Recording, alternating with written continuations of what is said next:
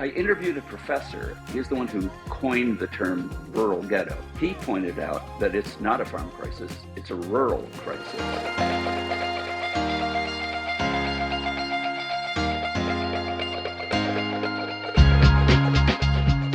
This is Barn Raising. I'm Sara June. Osha Gray Davidson is the author of Broken Heartland, published in 1990 on the heels of a decade of rural community losses known as the 1980s farm crisis. Davidson's book offers historic background to what we're experiencing today. His work is prescient, and it gives readers a chance to see how we got here. I just really want to start personally by telling you that this is my book. And I keep looking at this and wondering, is this really the first edition of the paperback? Do you recognize this? Oh, yes, very much so.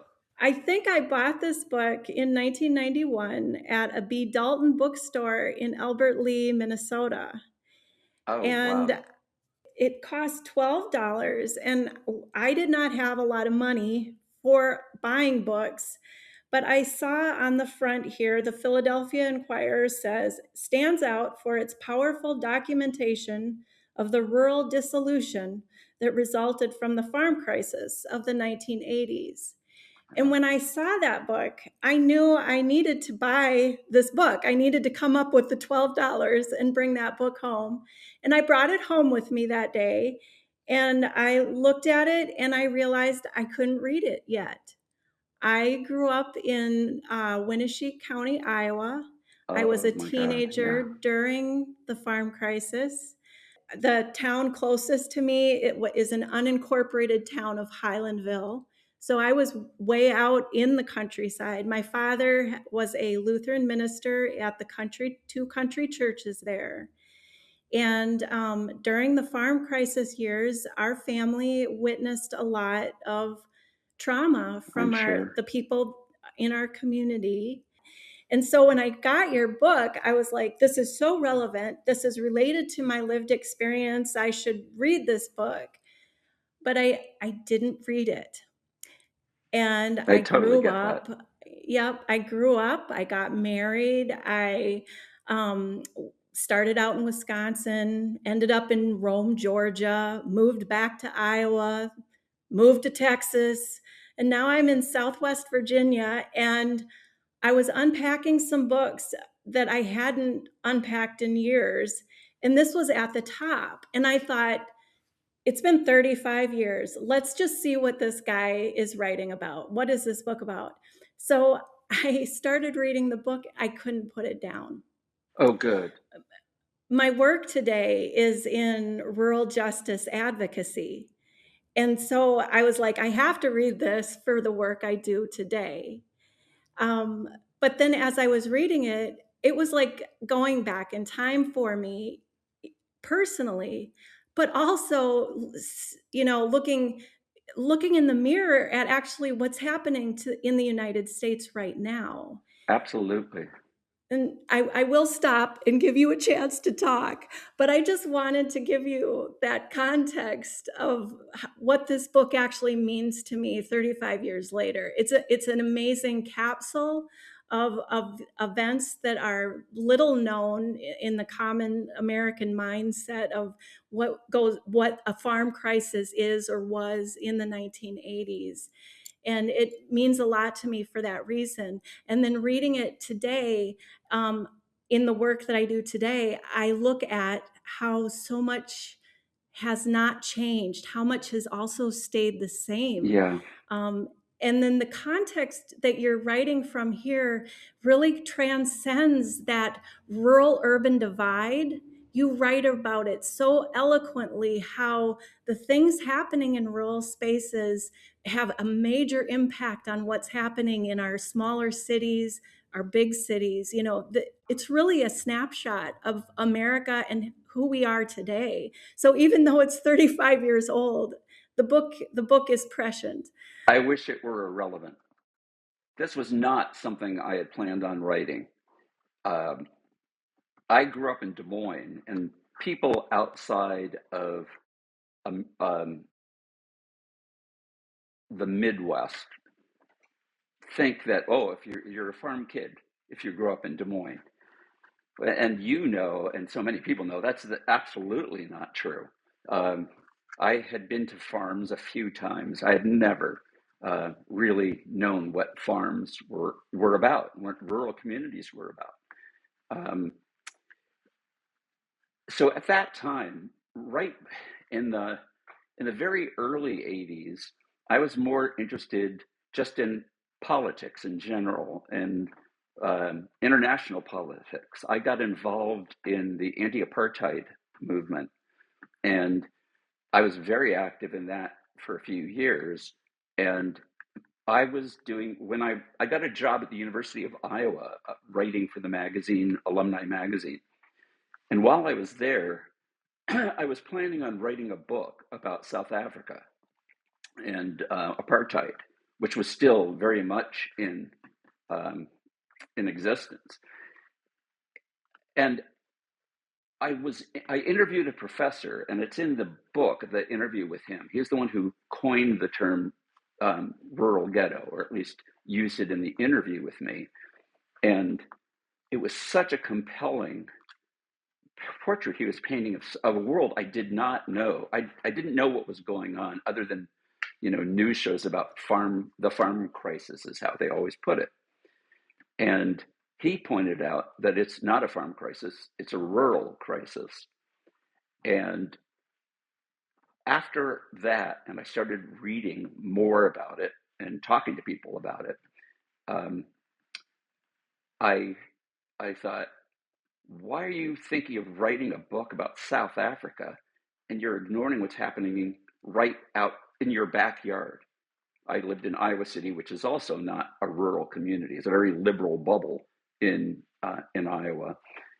And I one day realized you should write a book about the rural crisis, what Mark Jacobson, the professor I interviewed, had talked about. So um, I uh, I planned on doing that. I did research on it, and I wrote an article for The Nation magazine and about it. And that was always a long-term goal for me when I was young, to get in The Nation, because it was a progressive magazine that I really loved reading. So that was huge for me. And then I thought, okay, how do I write this book? And then it occurred to me, I can't write it living in Iowa City. That's ridiculous. I had gone to the small town of Mechanicsville, about 30 miles from Iowa City, population 1,300, to write the article and interview people there for the article for The Nation. And I suddenly had this thought, this realization, powered by coffee probably, that I should move to Mechanicsville and live there and write the book. And I was a single parent of a 3-year-old. Oh no, by then she was 5 or 6. And within a very short time, we moved there. And that was one of the most important and best experiences of my life, living in Mechanicsville for 3 years, her going to school there. And it was one of the most important early experiences of my daughter's life, who's an adult now, because the only way to understand at all what's going on is to see it, immerse yourself in it, and not be a helicopter journalist. You just drop in and then fly away immediately. So for 3 years, I lived there, and I traveled around to other places and interviewed farmers, social workers, all sorts of people who are experts on this. And so that's a long story of how I came to write this book, but it was not something that I had ever thought about writing until I realized it's happening here where you live. This is what you should write about.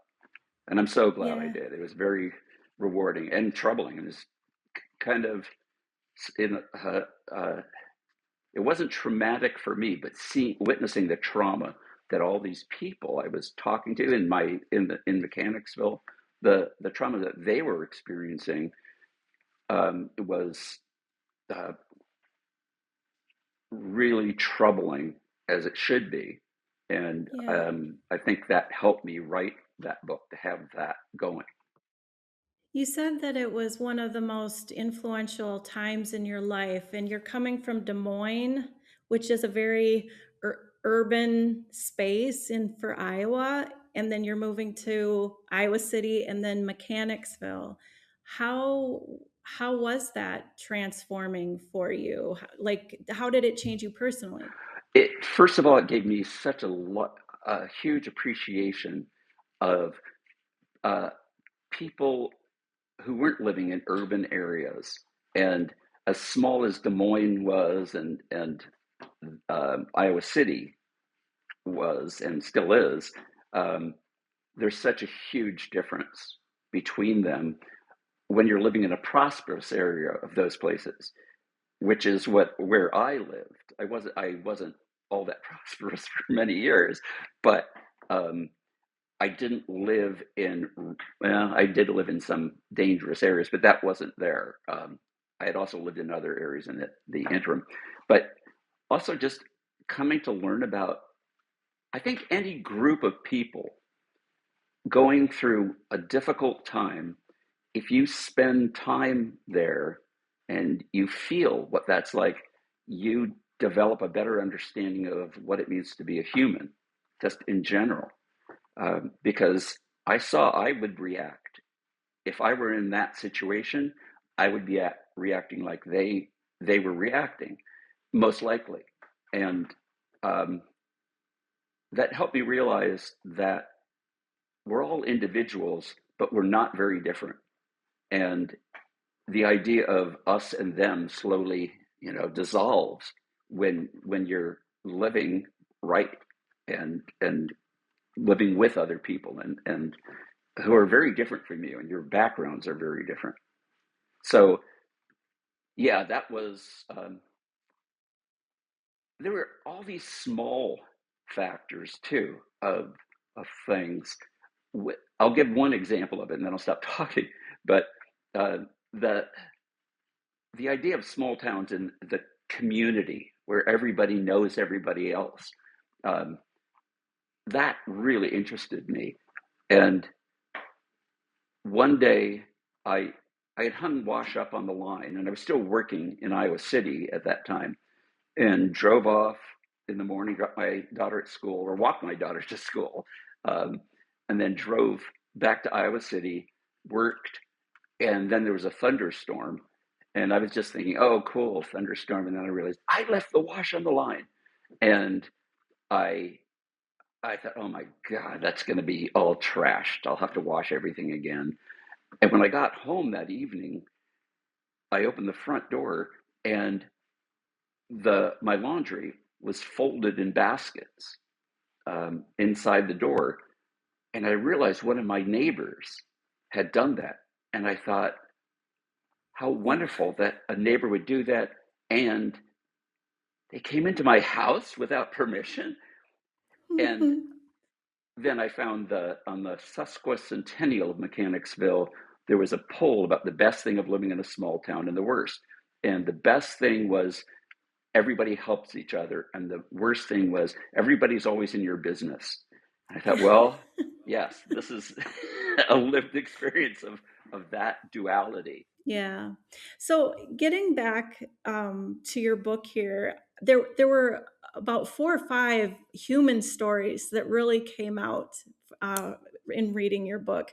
But I wondered, from your perspective, because you're on the ground interviewing people, what memories do you have of the farm families or the people that worked in the meat processing plants? What kind of memory? What was that experience like for you? And what kind of memories do you have from those years? Um, I have both good and bad memories. Like we're saying, it's all trade offs. Uh, the I went to I'll start with the bad. Uh, I went to a a meeting of uh, a posse comitatus, a far right wing violent group who believed that Jews, uh, the farm crisis was caused by Jewish bankers. And I'm Jewish, And I just hoped that nobody would guess that. But I went to it. I didn't say I was a journalist. I just came from a small town. So I sat in the group and I recognized the guy sitting a few seats away as being a member of the Aryan Brotherhood, and Aryan Nations or Aryan Brotherhood at the time, who I had seen a documentary in which he was quoting about the heads of Jews will be rolling in the streets. And I also, just looking around the room, so many people looked like my then wife, who we were divorced later on, but her family, actually, she wasn't my wife then, but we had already been separated for a long time. But her family, who I loved, they looked like any of the people in this room looked like they could be members of that family. It was a farm family outside of a small town in central Iowa. And I realized they were believing these things that were wrong and were destructive to other people, racist ideology, and they were hoping that they could be, they were in crisis and they were looking for somebody to blame. And this guy, the speaker, the main speaker, was telling them who was to blame. And that experience was really important because it showed me how the people I had already been interviewing who were in crisis, how that if politicians aren't helping and actually changing things for you, and you feel ignored and you are being ignored, then you'll turn to anything that you think will save you and your family. And I see that today. Obviously, there's so many similarities now, and it's the same problem in rural areas today. And people are being attracted to extremism because they don't have an alternative. And if you don't provide people with an alternative, then what do you expect? So that was an important one. I met so many farm families who were going through traumatic times of losing farms or the possibility of losing their farm. And I remember one family who I didn't put this in the book because I've never wanted to be involved in the book or be present in the book as little as possible. My focus as a reporter was on other people. So I didn't put this in the book, but after this interview that was just heartbreaking, where they had no idea how they were going to survive, and it felt like they were giving up hope. The man was angry. It's kind of cliched gendered stereotypes. The man was angry, and his wife was sad, and neither of them had any idea what they were going to do. And when I got out in the car, I was starting to drive home, and I realized I was starting to cry. And I pulled over to the side of the road, and just cried. I allowed myself to do that because emotionally, it's so difficult, experiencing other people's trauma.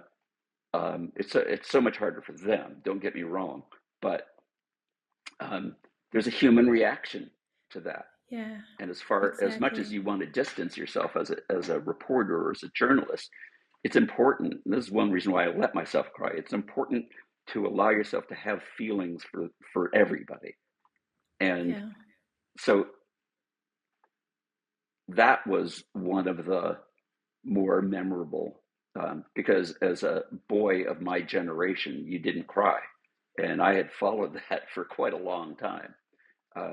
But it was heartbreaking.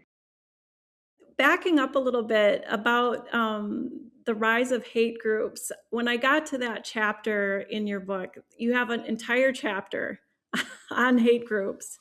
And I first of all, thank you so much for putting that within the context, because that is such a vital piece of that story of disenfranchisement, dissolution of rural communities, and what can happen in rural communities with white people trying to navigate who they can blame for the failures that they're experiencing.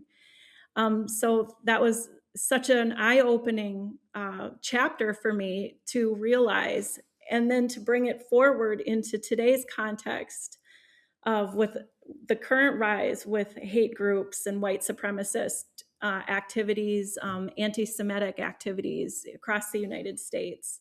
And I do want to just clarify that this is not a rural issue. This is an American issue. Exactly. This is a problem for white people in particular, racism and anti-Semitism in predominantly Christian communities. It's a major problem. And so when I got to that chapter, as I was reading it through, I was recognizing all these names, LaRouche, from those years. Yeah. Do you remember that guy? Lyndon LaRouche? Yes. Yes. What was it like for you?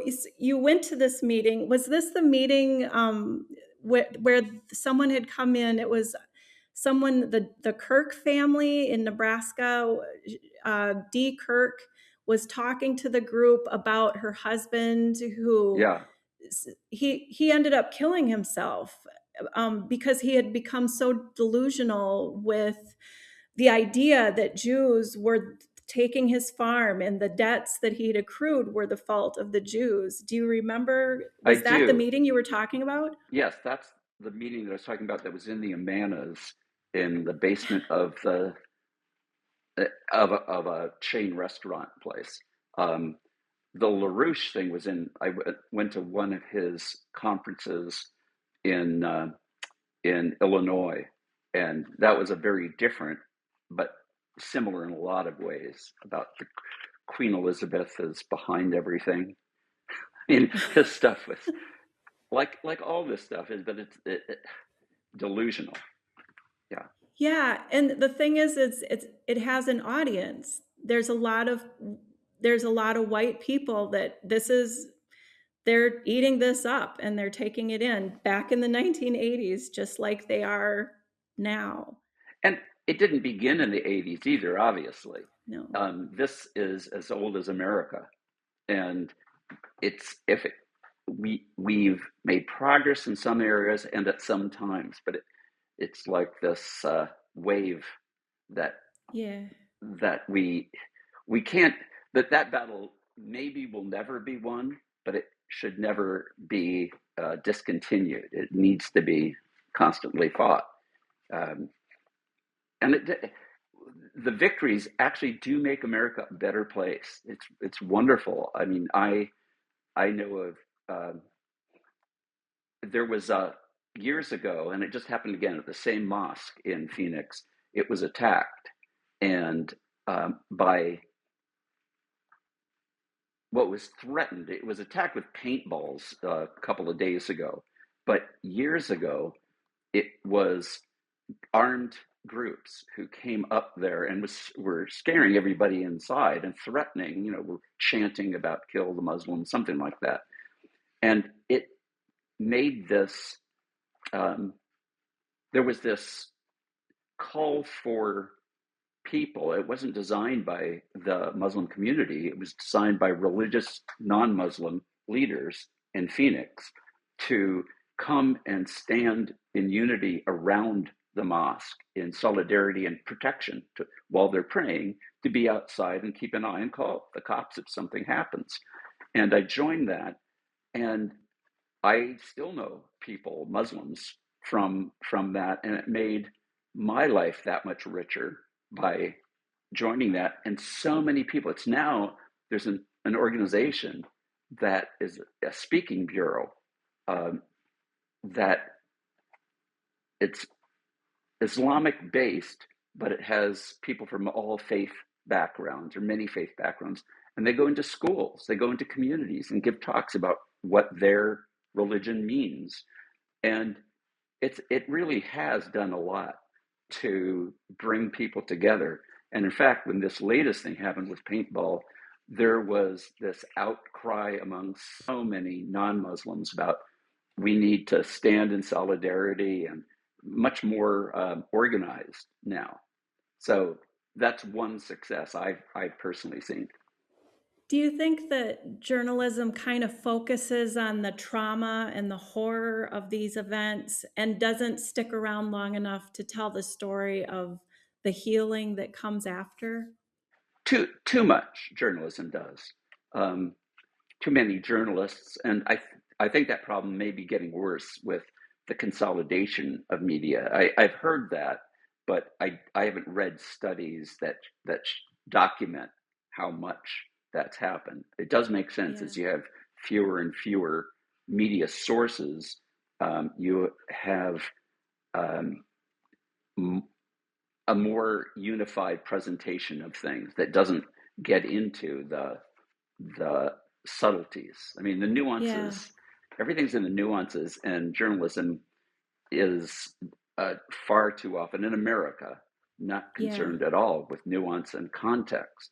So, speaking about solutions and innovation, there is a chapter near the end of the book. I think it's chapter 7. It's called Second Wave. And if you want to pass on this, you go through some of those silver bullet solutions that small communities keep aiming for to bring jobs Oh, or new manufacturing and things like that. It's the chapter that you're kind of looking at how communities and rural places keep trying to check these boxes and how they keep missing. if your only goal is to attract businesses, then you're not thinking of like, how do you attract them? It's a race to the bottom of communities to offer tax incentives to to businesses to come in thinking that, well, okay, they won't pay taxes, but they're going to be paying salaries, and that will help the community. That can be the case, but very often they both don't pay taxes, as which legitimately from the deals that they were given, but they also pay such low wages that it doesn't translate into community betterment. And if it did translate into community betterment, people were paid enough, um, that would be a very different thing. But they also, I mean, they're environmental. Too often, they also get a pass on environmental regulations, and they end up poisoning large groups of people and sickening communities, which was a big thing in the farm crisis years. That I interviewed one farmer. I interviewed. Um, I didn't put this in the book because it seemed inappropriate, and I didn't ask to. We were talking about problems on his farm, and he said, yeah, the water and contaminants and stuff. And his daughter had cancer, and she was like 12 years old or something. And she was there in the room, but um, I didn't mention that in the book. But there are so many people who are suffering from these diseases from unchecked, both corporate and ag, big ag, pouring, putting on all fertilizer, herbicides, nitrates that get into the soil through um, feedlots. Um, so everything's connected, and you have to understand that as a policy person if you're going to try and attract jobs. And it's good to, increase um, people's livelihoods, but that's not the only thing that needs to be done. It needs to be done safely. And I guess that's the main thing I remember about this is how do you do it in a way that is beneficial overall to a community? And in fact, if you don't mind, I'll just read this one line that this blew my mind. In 1986, there were some 25,000 towns across the nation competing for approximately 500 major industrial relocations. Like that's the same, probably similar formula to today. Um, and spending time with solutions. in the book, you talk about we need to pivot from economic development to community development. And from what I hear you talking about, you're still focused on, and rightly so, community development. Do you have anything to expand on that, or? I wish I did. For a long time, I liked the dictum about journalism that, well, I think actually it was, no, maybe it was journalists, that you're there to give headaches, not cure them. So to raise awareness of problems. Um,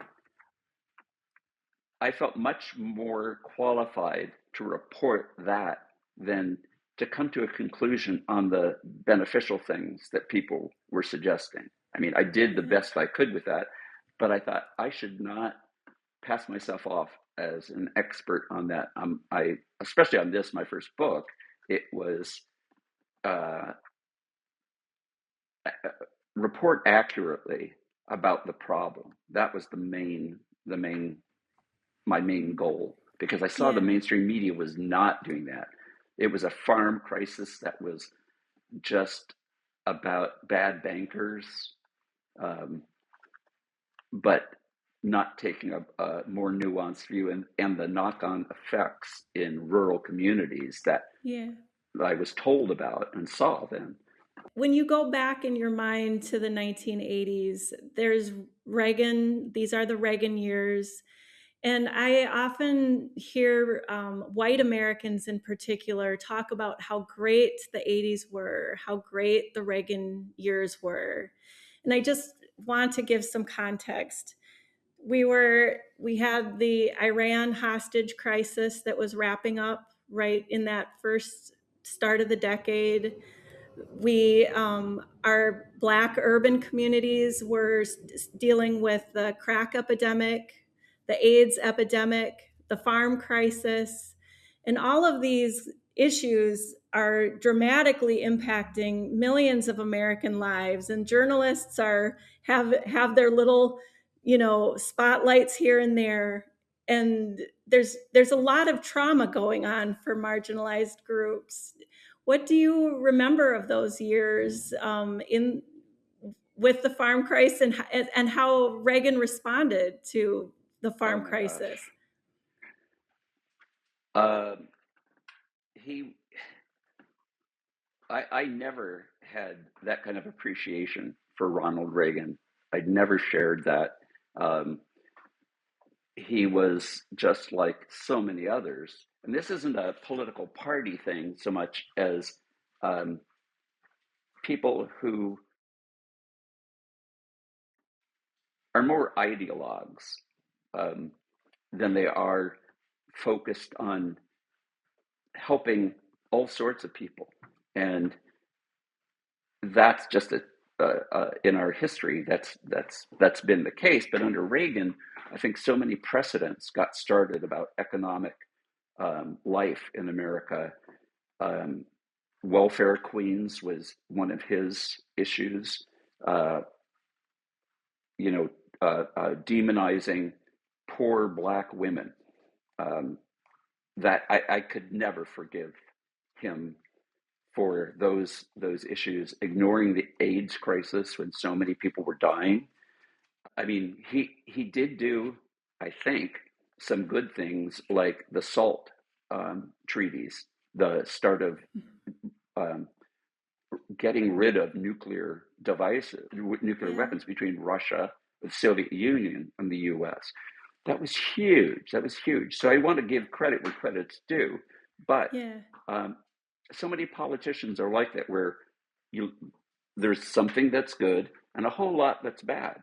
And I think we need to demand more from our leaders of uniting us and taking care of what's really important, which is the community and communities. So, um, yeah, those were really formative years for me as a journalist. I mean, that's when I got started in journalism. That had not been what I had been doing before that. So um, it was an interesting time. So in both bad and good ways. Um, Yeah. it, Yeah.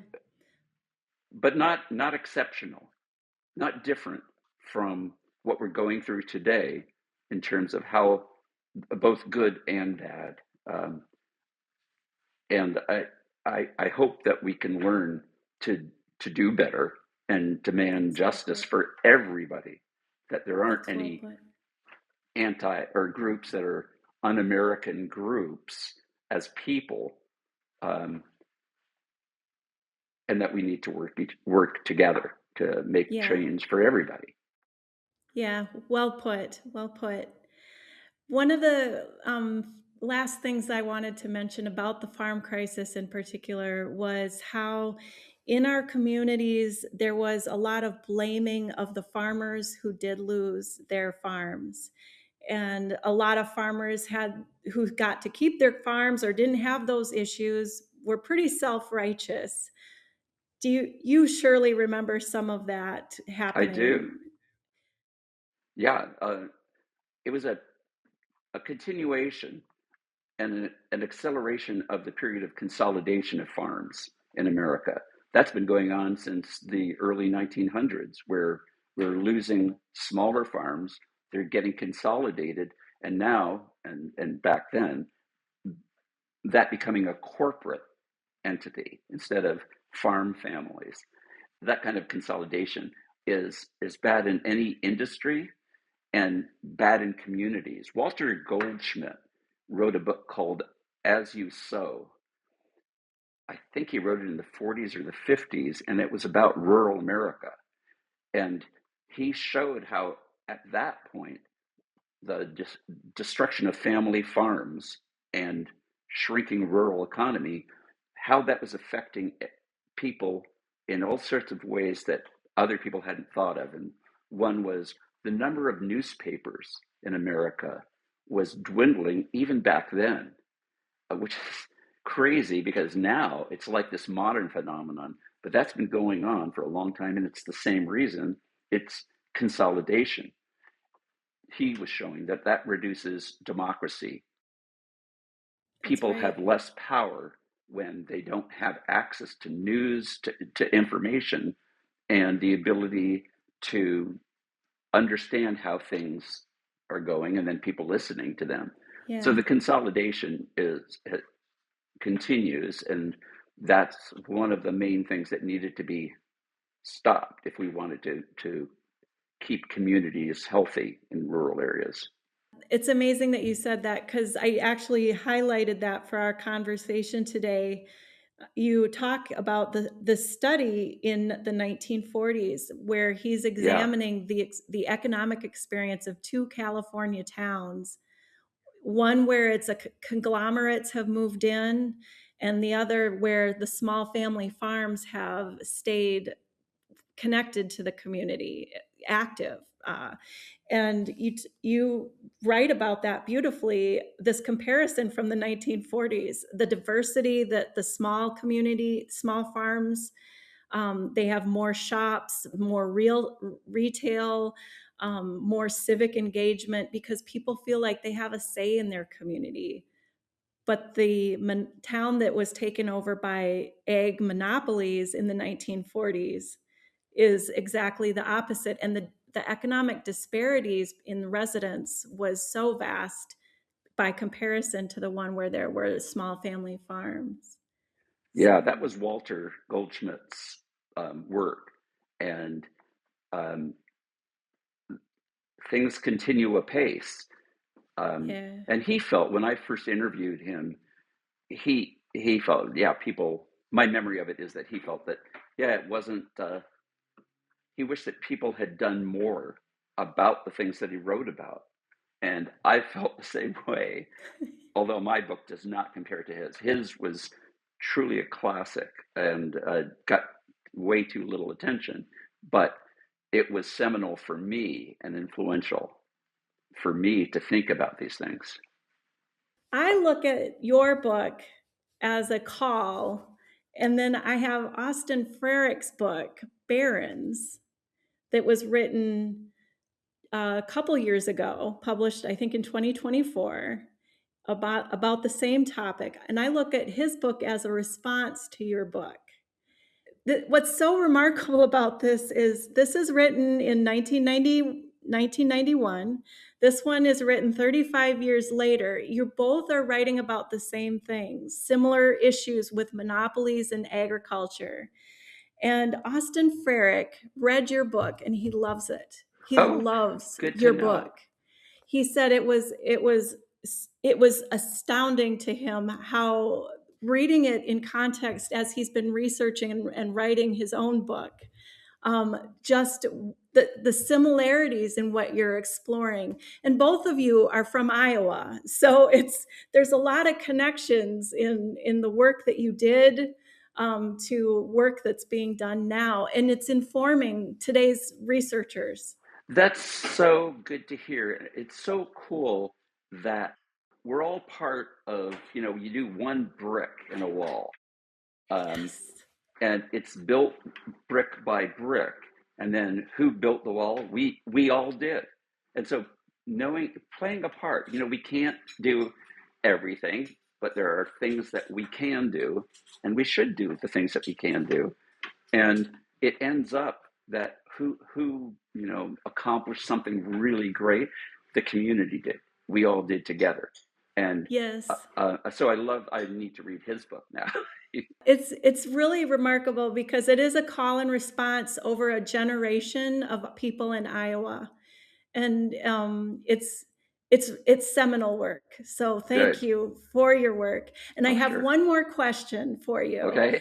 And this is the fun one. Yeah, the last questions are always could be interesting.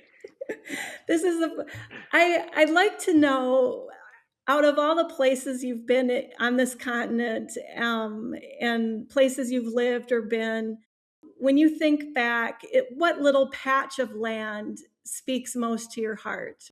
Well, I've been extraordinarily fortunate that I've traveled a bunch, and I have countless places that spoke to my heart. This Earth is a really great planet. And the inhabitants are really wonderful, human and otherwise. So, but the one that spoke to me the most is where I am now, the Sonoran Desert. I've lived here for 20-something years now, and I ached for it when I lived in Iowa, although there are places in Iowa I loved. But I'd gone to school down in Tucson in 1972. And I ended up transferring, but I kept coming back to the Sonoran Desert. And finally, 20-some years ago, my wife and I decided to move here. And we've both been hiking in the desert, and I've been reporting on desert issues and indigenous issues because it's a large population of Native peoples here. And it still takes my breath away every day especially when I have the opportunity to go hiking. And I had a job for 3 years being lead photographer for a conservation group here. So I got to camp constantly and take pictures of animals, flora, fauna. I love all parts of this. This has been just an amazing honor for me to be able to talk to you. And I feel lucky that I'm in this line of work with Barn Raiser, and they gave me the green light to reach out to you. So I'm just really delighted to meet you and to have this conversation. Same here. And I hadn't known about Barn Raiser, but when I looked them up, I was delighted. It was amazing to see the work that's being done. So thank you for your work. Our conversation here focused on his experiences writing Broken Heartland, but Davidson's career has gone in many directions, and you don't want to miss his publishing at the Yale Climate Connections. And be sure to check out Davidson's other book, The Best of Enemies: Race and Redemption in the New South, which was made into a 2019 movie by the same title, and please listen to his podcast series from 2020, where he talks about reparations. The program is called The American Project, and it's available on Spotify.